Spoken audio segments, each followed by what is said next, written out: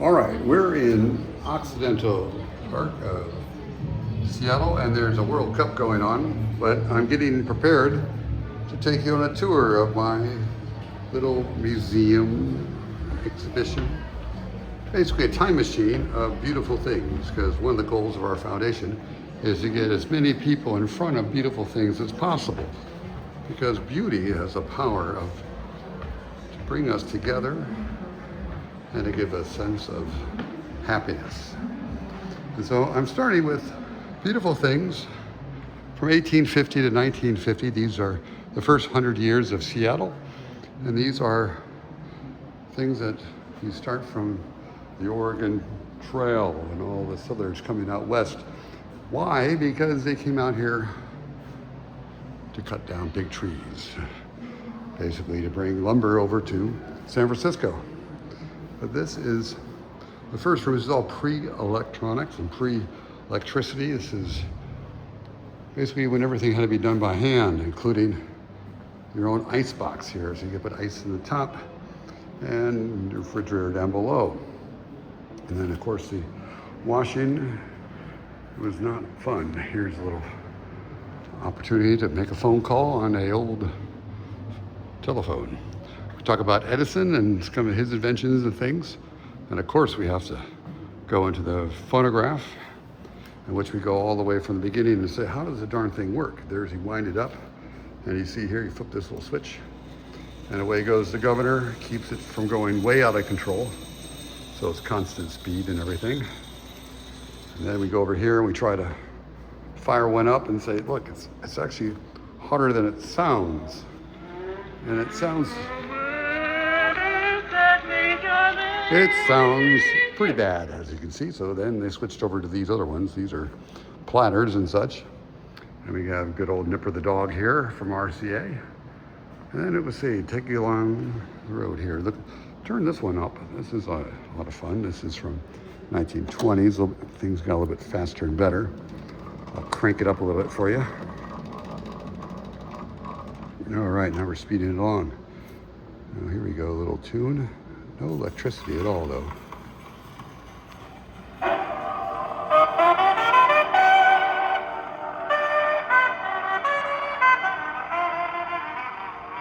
And of course, you got to have it up in the ceiling.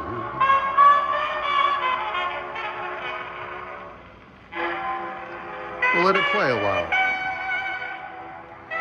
As we go here, this is a little pharmacy, little country shop. You can take a look how things were back then. And of course, we have the Rex. Rex, our most well-behaved little dog from 1900, back when they did this a lot. Oh, it's so lovely.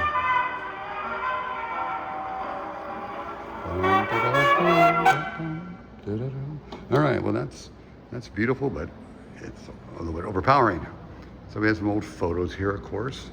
And then you go over here, we get sports and leisure. We have a little bit of fun going on. It starts off with a meme, the old fishtail. How big? That big. And he gets like, bullshit. Well, that's kind of fun. So there's the fishing gear. We got a trapper guy, look at some snowshoes. And well, oh my gosh, you got his snowshoes right there. Along with skiing and all sorts of stuff. And then, let's see, go over here, we go over, now we're gonna talk about, oh my gosh, I should turn the lights on. In fact, maybe I'll do that next. But here is obviously motion picture. And the way we do it, we show people what's like. We grab a nickel in here and say, well, how did this work? They grab a nickel. This is, not every town in the 20s could afford a theater. So you put a nickel in and you start turning this crank as I'm doing here. And as it does that, this starts moving. And after a while, the gears kick in, and if they don't, I toss in another nickel. Because always on a demo, you have to have another nickel. You didn't have it so. Okay, something's moving. Now look at this. Light kicks in and you see, what do you see in there? Let's look over here. Can you see? Is it possible? Oh man, I gotta figure out how to show that. But let's move the camera that way. Nope. Well, you get to come and see it for yourself. It's a real movie. you can watch. Well, and then you say, well, how do you do real movies? Well, you have to have a movie projector. Here we have a whole bunch of them. And we fire this guy up and you can watch over here, a little Three Stooges action. I mean, we have to have the classics, of course. So, Mo. And then after you got the movie theaters, well, shoot, the 40s came along and all of a sudden we got television. And so we have to have a little bit of TV going on here. And while that's going on, I will quickly press a little button to turn on the lights of the jukebox. So there, jukebox and a little bit of magazines and this and that. Because the idea is just want to give people a little sampling of things. And as you back out here, you can see, you get the full monty here. See, there's a photo. Everything has to be a photo nowadays. And here is Typewriters, and we want people to see there's no backspace on these things, you see. You hit something, and you're screwed. Then you start again. So you got a little recorder here, you got phonographer stuff. We want people to pick up the red phone and try to make a phone call. You used to never call somebody if they had a zero because it takes forever for that zero to hit. And then at the end, of course, we have to get their money. Oh, here they're gonna play some Atari. Here's a little VIC-20. Happens to be my first computer, so why not? And 1981. And then they're gonna play a little Atari from the 70s. And then here where we momentarily have the flag here, a 48 star one is probably 1950-ish. And of course, you gotta play the slots. And as you play the slots, of course, house is always gonna win. And then we have miscellaneous wall here, in which one thing I'm encouraging people to do is pull down a yearbook and take a look at people. Because that, and there are little comments to wish you a good year. It's a little fun to see how people are just like us. And then you come in here and you see the rest of the story, which is the combination of the Seattle Prize and a couple other collections.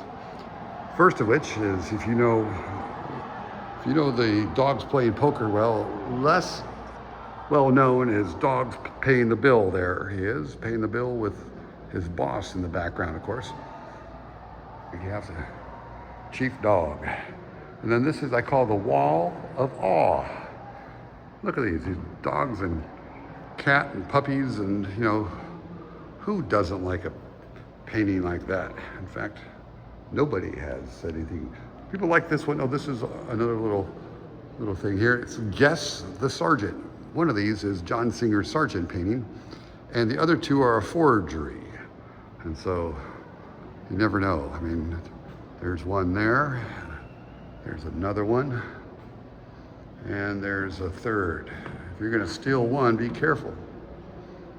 There's one of our fellows there. Actually, that's one called the commission artist. I call the Love Portrait Program. And over here, we got some other ones. So here's, you have to have a mermaid. Here's the oldest painting we have in the book. It's from, I think, 1698. It's called The Wine Merchants. Look at that. And then let's scoot over here a little more. We can see this is fisherman's, probably the fishmonger at Pike Market. It's one of our fellows. And over here, they're cheering for me, of course. Yes, thank you, everyone. Andrew, something like that. Something like that. This is a man and his burden. And the idea is we have to learn that we have burdens we have to toss in the fire. And then we have this one here. It's about someone going through a transition, and we encourage people to figure out just which one it is. And then here's my little painting, which is still work in progress. I have to work on this and that, but the story is a meme. It's all the meme about turning heads and seeing the past fresh and anew again. Well, there we are, and we open tomorrow, and hope you like it.